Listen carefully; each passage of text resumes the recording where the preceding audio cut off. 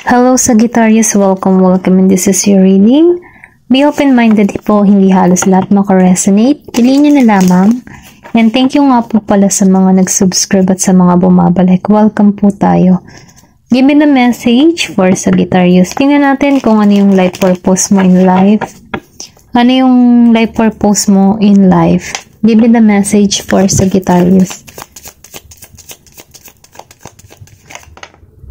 Okay, meron ditong travel.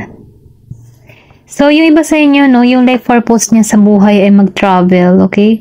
Maybe ikaw yung tipo ng tao na nakakaramdam ka ng kaligayahan, kapayapaan kapag ikaw ay nagta-travel. Dahil dito, no, ito yung nagbibigay sa'yo ng kasiglahan, yung pagta-travel. Maybe may pagkalayas or pwede rin sabihin, gusto mo yung punta ka ng punta sa ibang bayan, na-experience yung mga kultura, okay? Ito rin na-feel ko, meron ditong ito yung purpose niyo in life, mag-travel. Kung ikaw yung tipo ng tao na gusto mo talaga pa-travel dahil sa life purpose mo ito, okay? Lumabas ditong you're on the right path. So, ibig sabihin, nasa tamang path ka, nasa tamang landas ka, okay? Kung ano man yung pinipili mong karera for travel, maybe nasa yung tipo ng trabaho na airport, seaman, okay? Mga ganun, cruise ship, or yung pa-travel, ito lang na-feel ko. Then, nasa tamang path ka. Kung ano yung ginagawa mo, dire-diretso lang. Okay? Ito lang sinasabi dito. Dahil ito'y mag-work para sa'yo. Itong karera na ito. Tingnan pa natin kung ano pa yung mensahe para sa'yo. Give me more information. Ayan, ang dami. Kunin ko to. Nakalabas. Meron ditong counseling. So, ibig sabihin yung life purpose mo, ikaw yung tipo ng tao na hindi halos lahat piliin nyo lang kung anong part kayo dito. Meron kang kakayahan na mag-heal or maghilom ng nararamdaman ng isang tao tulad ng halimbawa, pag ang isang tao ay sobrang bigat na ng kanyang nararamdaman, nagbibigay ka dito ng advice dito sa tao nito na hindi mo hinuhusgahan. Nafe-feel ko din dito na binabalanse mo yung sitwasyon. Then, nakikita ko rin dito na magaling kang makiramdam, okay? Kumbaga, no, ikaw din yung tipo ng tao na hindi ka sumasalungat sa mga sinasabi ng iyong nakakausap. Kumbaga, magaling kang makinig. Once na isang tao ay magaling makinig, magaling din siyang mag-advise na kung saan nakakakuha ka ng mga bagong idea at kalaman sa mga taong ito, okay? Ito lang na-feel ko. Maybe, nasa larangan ka ng counseling, yung advice. Ito rin na-feel ko dito. Meron ditong matalino, mag-advise, ginagamitan niya talaga ng knowledge, wisdom. Ito rin na-feel ko. Then, magaling ka ding makinig. Then, dito, sa the study. So, meron ditong study. Yung iba sa inyo, meron mga pinag-aaralan or pwede rin sabihin na sabi ka sa karunungan, sabi ka sa kaalaman. Dahil dun, sa pagbabasa mo, sa pag-research mo, kasi yung edukasyon, ito yung makakatulong para sa iyo, para mas lalong lumawak ang iyong kaalaman, mas lalo kang maging confident, dahil once na ikaw ay maraming kaalaman, kaya mong i-handle yung sitwasyon mo kaya mong makipagsapalaran, wala kang takot na humarap sa ibang tao, dahil sa marami kang nalalaman, kaya mong makipagsabayan. Ito rin na-feel ko. Then, nakikitaan ko rin dito, yung iba sa inyo nasa larangan ng teacher, okay? And then, nakikita ko rin dito yung maraming natututunan sa inyong tao na ipapamahagi mo. Then, nakikita ko rin dito na malakas yung spiritual mo, malakas yung instinct mo, intuition. Then, nakikita ko rito na malinaw ka kung ano talaga yung gusto mong marating. Nagiging kang klaro kung anong gusto mong makamit. Ito rin na-feel ko.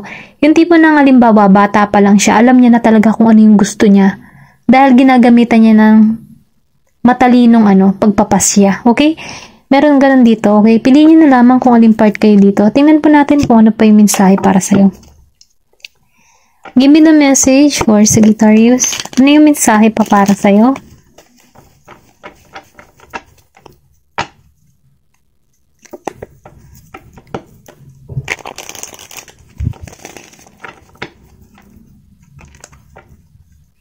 Give me the message for Sagittarius. Okay. Meron ka ditong King of Cups. Okay. nakikita ko, no, kung ano man yung karerang tinatahak mo dito. Meron ditong pag-apaw.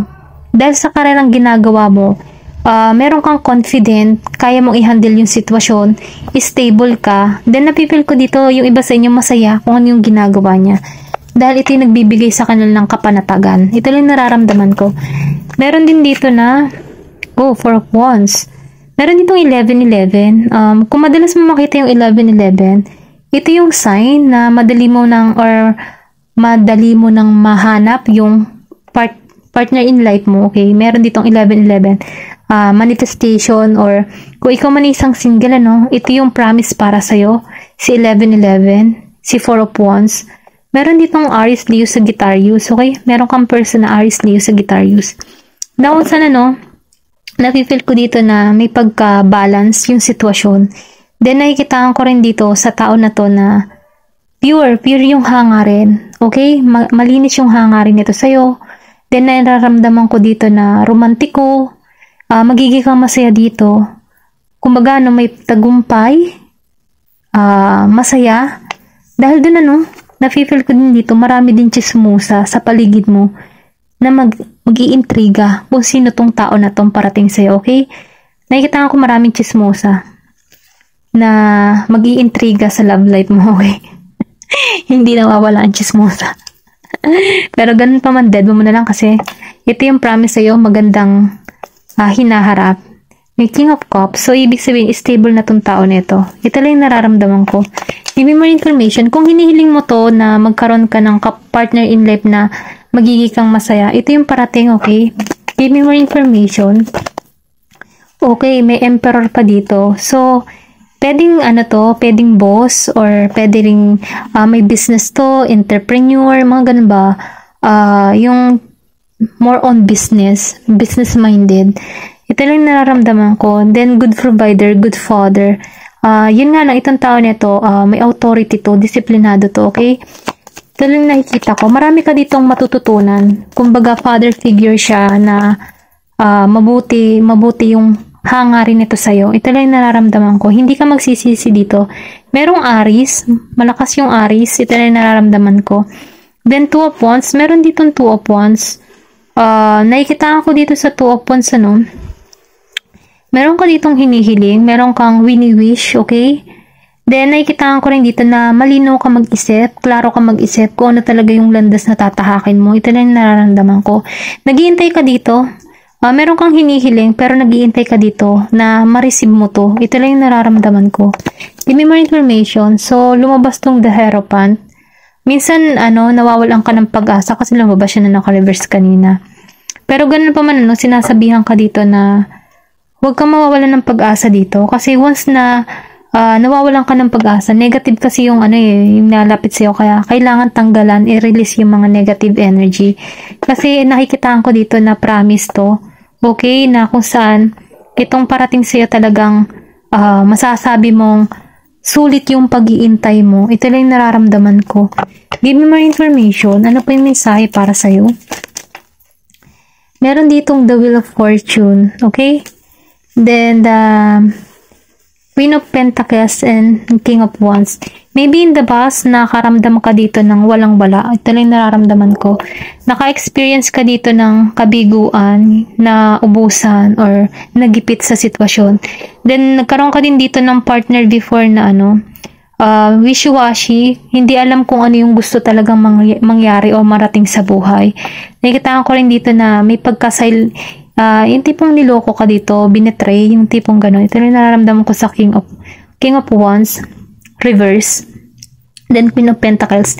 Maybe nabuso ka ng tao nito, or tinik advantage, or inubusan ka. Ito lang nakikita ko. Hindi halos lahat makaka-resonate, pero ganun pa man, dahil lumabas si The Wheel of Fortune dito, nafe-feel ko dito na nalampasan mo to in the past. At ito na yung ipagkakalob sa'yo, yung tamang tao, right person na kung saan may pagka-equal and balance, yung talagang nais mo. So, sinasabihan ka dito, na yung pag-iintay mo, worth it yan. Huwag ka mawalan ng pag-asa. Dahil merong magandang kapalaran naghihintay sa'yo, na kung saan meron ditong transformation, na malaking pagbabago. Sinusuportahan ka ng mga angel mo, kaya huwag ka mawala ng pag-asa, okay? Hanggang dito na lamang po. Thank you for watching and love and peace.